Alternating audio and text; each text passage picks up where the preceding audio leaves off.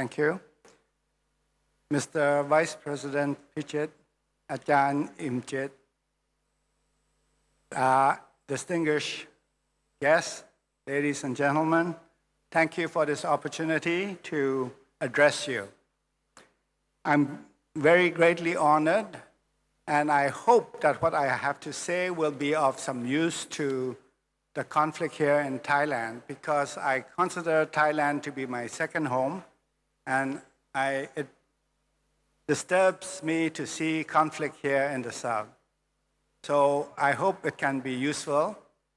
And I would also like to thank the organizers and the host organizations. Thank you for organizing this conference and for inviting me.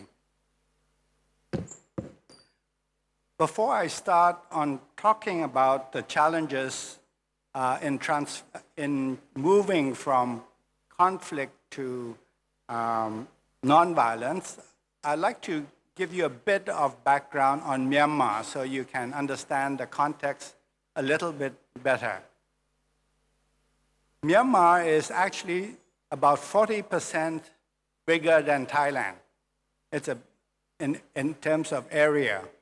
But in terms of population, it has only about 70 or 80% of Thailand's population.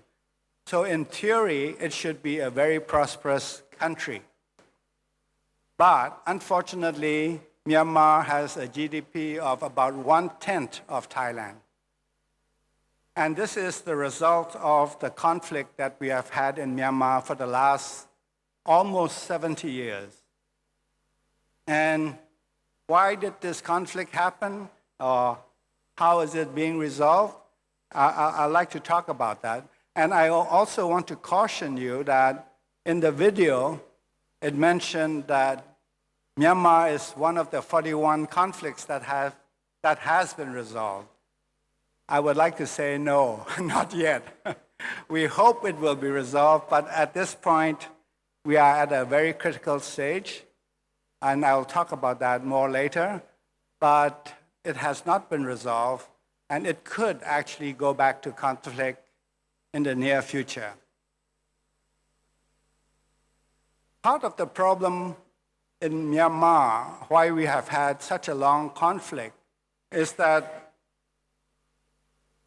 we are at the intersection of India and China, and we have many different kinds of people living in the country. Not like in Thailand, where the majority Thais are much more. Over there, although we have a majority Burman population, which is about 60%, the rest of the country is divided up over into at least 100 different ethnic groups. So we have that problem. And politically, we have 7 ethnic states and 7 non-ethnic regions. And although we have that, the people in different states and different regions are not homogeneous. They're all mixed. So it's a very complicated situation. And although Buddhism is the main religion in Myanmar, there are many people who are Christians, Hindus, Muslims, and animists. So we have a whole mix. So it is very difficult to accommodate everybody to make sure that everybody can live in peace. And on top of that, when you look at the political parties, we actually have 91 political parties. So added to that mess, it makes the situation even messier.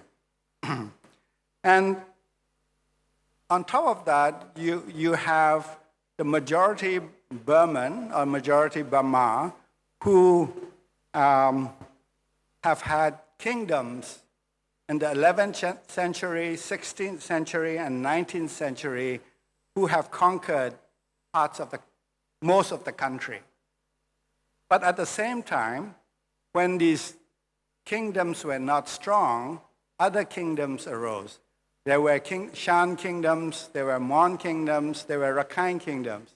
So it's not just a Burman kingdom trying to control the area, but you have had different ethnic groups with different kingdoms before. So who who is in control? So that has been part of the conflict we have had.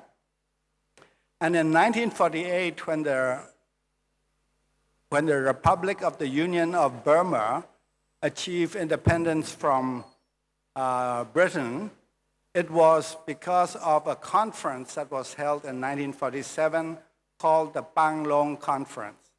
That is why today in Myanmar you have the 21st Century Panglong Peace Conference. It's based on that Panglong. And in that Panglong Conference in 1947, the idea was that the different British territories would join together as equal partners, because you had British Burma, which was a colony, and you had all the other areas which were ruled by the British separately as frontier areas. And in the frontier areas, there were two main areas that was very different from the rest of British Burma. One was the Federated Shan States. It was structured like the Federated Malay States. And then we also had the independent Karenni states. So when all of these groups came together, the idea was to form a federation of equal states. But that did not happen. And when Burma got independence, what happened was the majority Burman took over the place of the British. So they were like internal colonizers. So that's when the Civil War started. We had independence in 1948, but the Civil War started in 1949, 1 year after. And in 1962, the different ethnic states had managed to convince Prime Minister UNU that to solve the Civil War, we should amend the Constitution to form a federal system of government. But at that time, General Ne Win said federalism will break up the country. So he seized power and brought in military rule. And after that, we have had almost 50 years of military rule, where the approach to solving the problem was not negotiations, was not dialogue, but the use of force. So, as I mentioned earlier, in those 50 years, the economy of Myanmar really went down. And by the time the government, the military government in 2008 decided that it was time to change, because Myanmar was very much behind the rest of the region, very much behind ASEAN countries. So they brought in 3 types of changes at the same time in 2010. They had elections in 2010, and ex-General Thein Sein became the president, and he implemented democratic reform, economic reform from a command economy to an open economy, and the third one was national reconciliation, peace with all the ethnic groups. And that is where I got involved. As was mentioned, I was asked to come back and help with the negotiations. And so I have been involved in the last 5-6 years now. And I would like to talk about what were some of the challenges. There are lots and lots of challenges, I can tell you. But just to give you an idea, I would like to talk about maybe a few of them.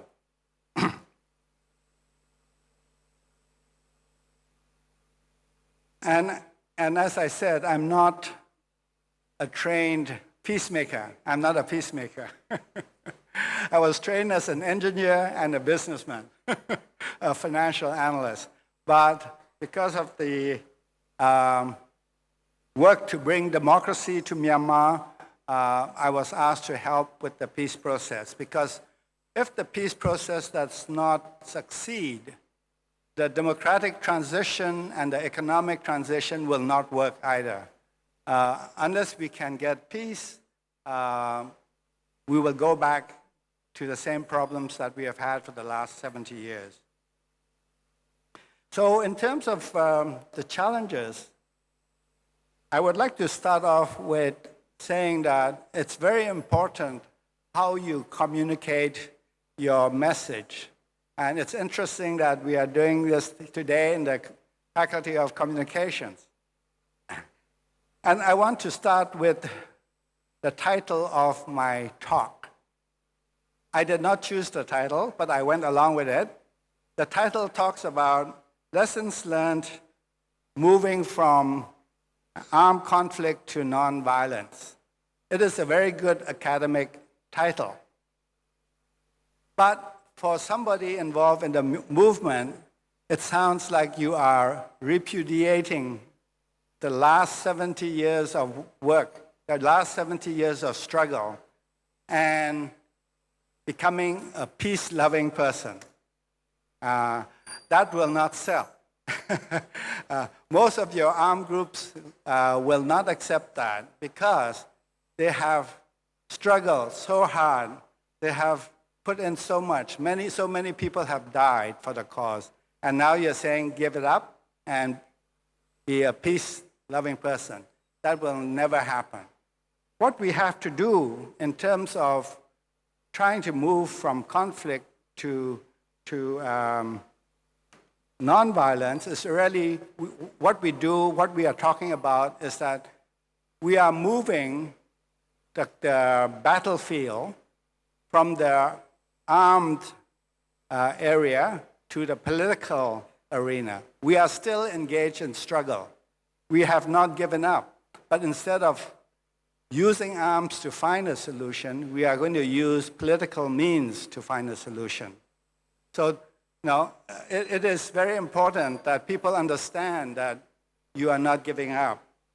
And this is very important because for most people, based on their past experience, they don't want to negotiate because in the past, what the government in Myanmar has always done is they say, arms for peace. And that means you have to give up your arms. You are surrendering your arms. So to most people, that is not acceptable. They cannot give up their arms when they have not yet achieved their political aims. So, but if you are telling them that instead of fighting out in the battlefield, you are fighting for your cause in the political field, in a dialogue, then that becomes more acceptable because you have not given up. And the Burmese military has, to their credit, learned that lesson because now when they signed a nationwide cease agreement with the different armed groups, the condition is that come and talk at the table, but you do not have to give up your arms. All the armed groups that have signed the nationwide ceasefire are still holding on to their arms. They have said they will not give up their arms until they get the political solution they want. So the situation is precarious because everybody still have their arms, but at least everybody is talking. The second challenge we face, is that, okay, if you say you are moving from armed conflict to negotiating at the table to get what you want, what are you negotiating for? And this is also very difficult because you have to reframe your goal. In the past, when the different ethnic groups in Myanmar started their struggle, the goal was to get independence, to move away, get the Myanmar army out of my land, get the Myanmar government out of my territory. I want to be independent. If you're going to stick to that goal, it will not be possible to negotiate because the only way to get independence that way is to continue with the armed struggle. And the problem with the armed struggle is that if you look back over 70 years of armed struggle, you can continue armed struggle. It can go on. The next generation can continue, but there is no solution. Because the armed groups fighting the central government does not have enough strength to overthrow or push out the Burma army from their territory. So if you cannot push out the Burma army from your territory, what happens then is during the 70 years of conflict, what happens is that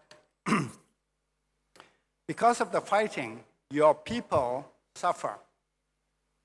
Since there's no peace in the land, a lot of people have to run away. So the schooling is disrupted. The medical health, everything is disrupted. They don't have any services.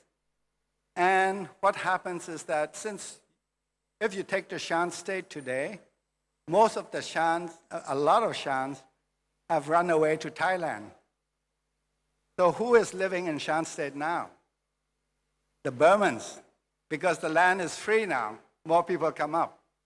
So in a way, while you can continue fighting, you are losing territory. You're losing educated people. You're losing the health of your people. So in terms of development, your area becomes very much underdeveloped compared to the majority area. So part of the move from armed conflict to nonviolence to peaceful negotiations is to correct that. How do you regain? Because if you cannot regain the capacity, if your people do not regain, if you don't have educated people, if you don't have healthy people, you will continue to lose, even if you were able to gain in terms of the military, which you cannot. So you will lose even more in the long term. And so many of the armed groups now are not calling for independence. They're saying, we will stay within Myanmar, but we want a federal system where we have a chance to rule our own area, we have a chance to decide on policies for our own people, and work together with the central government. So you have to reframe your goals. And that is also very difficult because you can't just do it with the leadership. The population has to understand that. All the people in the territories, your people, have to accept that this is a better way to go. Otherwise, although the armed groups now agree to negotiate and be part of the peace process, the new generation might start another armed movement. So it's very difficult, but you really have to reframe your goals, and you are not giving up. You are actually carrying the battle into a different arena. When you do that, the other difficulty then is that you have to change your mindset. When you were in opposition, when you were in the resistance, when you were fighting the government, most of the time you are reacting to the government's policies, or you are trying to obstruct the government from implementing, try to obstruct the government from implementing their policies. But when you are in a negotiation, that is no longer the case, because the government doesn't know what you want. The government doesn't know what is your position. So you have, many people say, if the government really wants peace, they should give us what we want. They should propose solutions for us. The government in Myanmar cannot propose solutions for the ethnic people in Myanmar because they don't understand. They don't know what the situation really is like and how the people want change. So instead of being reactive and negative, you have to become proactive. You have to initiate change. You have to be the one to propose to the government, this is how it should be done. This is what we want. So it's a whole different mindset. You are not waiting for the government. You have to initiate, and you have to be positive. So from a negative viewpoint, you have to somehow change into a positive viewpoint. And it is also difficult because if people don't understand what you're doing, you will be accused of selling out, of surrendering to the government. And you are actually, people are saying you are working with the enemy, which is true. Because in a negotiation, you are trying to find a solution. And both you and your opponent or your enemy have to work together to find a solution. So it is, again, a very different kind of thinking you have to bring about. And then it gets even more complicated because when you are negotiating, the situation is also not static. Now, in a military situation, for many years, it can be a stalemate. And you are not thinking about changing the whole situation. You're only thinking about tactics on how to obstruct the government, tactics on how to make it difficult. But you're not looking at the country as a whole to try to find, because when you are negotiating federal system in Myanmar, you can no longer think of only my area, your area. You have to think about the whole country. And the situation is changing all the time because if you just look at the government in Myanmar, in 2010, it was an ex-military government. And 2015, we had elections, and this is supposedly a whole totally new democratic government.